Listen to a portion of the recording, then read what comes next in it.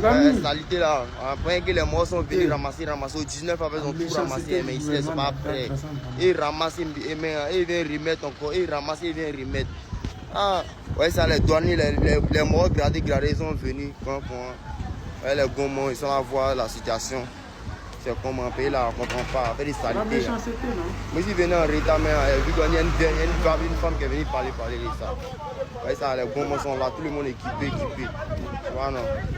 Vraiment, ils font qualité, ils ramassent, ils déposent. Toute saleté, ça, regardez comment c'est pour. Qu'est-ce qu'il n'est même pas bon. Casser canne, quartier les gens, venir mettre poubelle. Là, pendant tout le coin, il y a saleté. Ces machines, il prend, il vient et il décharge. Et il décharge en tas. Ouais, ça, les morts sont en train de faire brûler ça. Les morts sont dégamer. Ils sont en train de faire brûler ça, eux. Là, le gouvernement, là, ça va faire brûler ça, eux. Ça va faire brûler même. Ouais, les poubelles là, ouais, tout ça fait un. Ouais, marcher des poubelles ici. Les amis, vous avez vu la petite vidéo de ce jeune là. Vraiment, ceux qui nous ont dit qu'on les a relogés là, venez vous allez nous expliquer. Ça fait maintenant bientôt 1 mois qu'ils ont cassé cet endroit là. Ils sont encore sur le lieu. Quelqu'un qu'ils ont relogé qui a une maison où dormir, il préférait rester dans les ruines de sa maison. Non. C'est parce que les gens ne savent pas où partir. Dans un pays, il peut y avoir des pauvres. Et les pauvres ont besoin des riches. Comme les riches ont besoin des pauvres. Voilà pourquoi souvent ça fait rire de voir certains dirigeants européens qui disent on ne veut plus de l'immigration quand ils sont dans l'opposition. Et dès qu'ils arrivent dans l'opposition, leur bouche change. Parce qu'ils se rendent compte qu'ils sont riches parce qu'il y a des pauvres qui les aident à devenir riches. Ils sont riches parce qu'il y a des pauvres qui travaillent pour eux. Donc les pauvres que vous voulez chasser, ça ne sera pas possible, ça ne sera plus possible. Et comme ça, vous voyez des pays comme l'Italie. Avant qu'elle vienne au pouvoir, elle a dit dès qu'elle vient, il n'y a plus d'immigration. Elle a commencé à régulariser les immigrants. Vous avez vu l'Espagne? Non, l'immigration, c'est monté, c'est sorti, c'est trop chez nous. Oh. Ils sont en train de régulariser les immigrants. Ils ont besoin. Pauvre a besoin des riches, riche a besoin des pauvres. Voilà pourquoi on ne peut jamais dire à 100% qu'on ne veut pas d'immigrer. Ça n'existe nulle part. Il n'existe pas de pays où on n'a pas besoin d'immigrer. J'ai dit et je répète, les immigrés de Côte d'Ivoire sont les bienvenus. Mais les immigrés de Côte d'Ivoire qui veulent faire la politique en Côte d'Ivoire ne sont plus les bienvenus. Voilà le problème que nous avons. Et voilà pourquoi je dénonce les Djoula et les Libanais. C'est les seuls à vouloir faire la politique en Côte d'Ivoire. C'est les seuls à vouloir prendre la place des Ivoiriens. Ça ne passe pas. Vous n'êtes pas les seuls immigrés en Côte d'Ivoire. Il y a plein d'autres immigrés en Côte d'Ivoire qui cherchent l'argent et qui vont se réaliser. Vous venez et comme vous êtes tellement à l'aise, vous commencez à nous faire chier.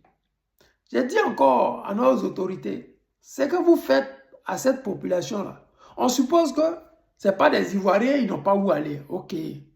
Mais c'est des êtres humains. S'ils ne sont pas Ivoiriens, mais c'est au moins des êtres humains. Ici en Europe, même si tu n'es pas européen, même si tu es sale jusqu'à... Ils vont te trouver un endroit où dormir, où manger. C'est-à-dire que ta pauvreté extrême que tu as pensée, là, ils vont enlever ça dans ta tête. Ils vont te redonner le sourire. Et après, ils vont commencer à te stresser. Bon, il faut que tu quittes notre pays. Voici. Mais, quand tu es dans leur pays, ils font tout pour que tu sois dans les conditions humaines. On peut tout dire des Européens, mais personne ici en Europe ne peut parler mal des Européens en matière d'accueil de l'être humain. Oui, quand je vois les pays européens, ça me rappelle un peu la Côte d'Ivoire. Nous accueillons tout le monde. J'ai dit tout le temps que quand nos autorités vont commencer à redistribuer l'argent du pétrole, de l'or, du diamant, cobalt, du gaz, la Côte d'Ivoire sera comme un pays européen. Il aura du social. Parce que nous avons suffisamment d'argent pour pouvoir réaliser tout ce que je viens de dire. Des Ivoiriens ou des Africains en Côte d'Ivoire n'ont pas le droit de dormir dans les ruines de leur maison que vous avez cassées.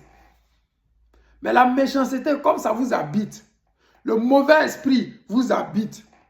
La volonté de détruire ou de rendre malheureux le peuple ivoirien et africain vivant en Côte d'Ivoire, vous faites ce que vous faites. Sinon, il y a des dépotoirs en Côte d'Ivoire. Jusqu'à preuve du contraire, le gouvernement n'a pas encore dit que les dépotoirs sont saturés. Voilà pourquoi vous avez cassé maison des gens. Non. Vous avez dit ces zones-là, elles étaient infréquentables. Mais si vous envoyez les ordures là-bas, c'est qu'elles sont fréquentables. Vridi Canal, depuis avant l'indépendance, existait. Peut-être aujourd'hui, vous avez besoin de ces terres-là. Mais si vous avez besoin de ces terres-là, ces personnes qui sont sur ces places-là, vous pouvez les reloger au nord de la Côte d'Ivoire. Oui, ça s'est fait ici en Europe. Quand vous arrivez, on ne vous envoie pas à la capitale parce que c'est saturé.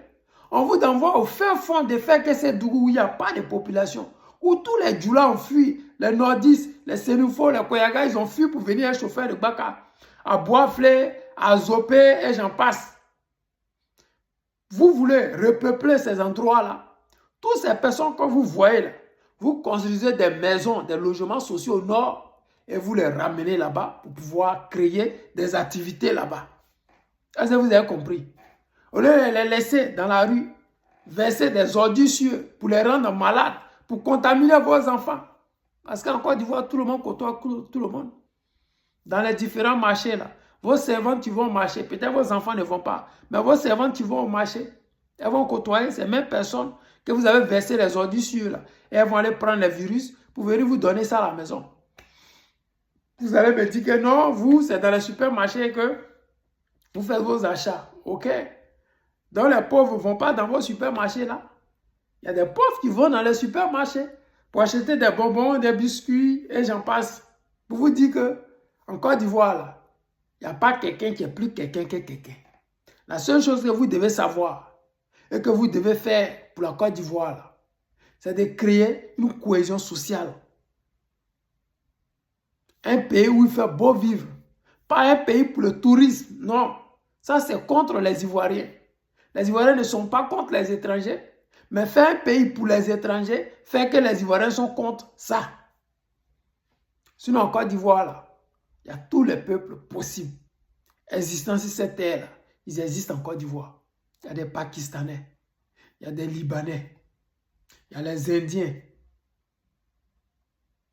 Est-ce que vous connaissez?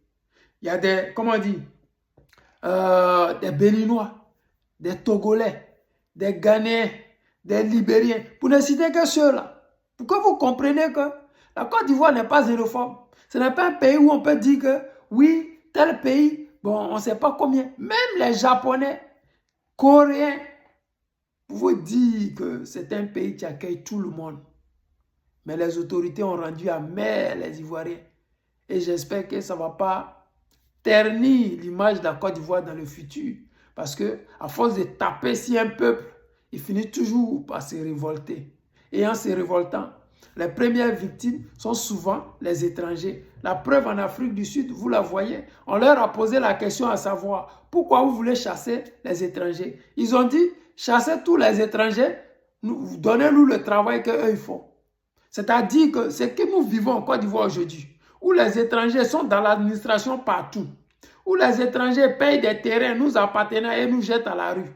Vous imaginez un instant, si ce peuple-là se réveille et se révolte et décide de chasser les étrangers, les gens diront que oui, les étrangers, les Ivoiriens sont xénophobes. Alors qu'en ce moment-là, là où je suis en train de vous parler, dans l'armée ivoirienne, c'est rempli d'étrangers.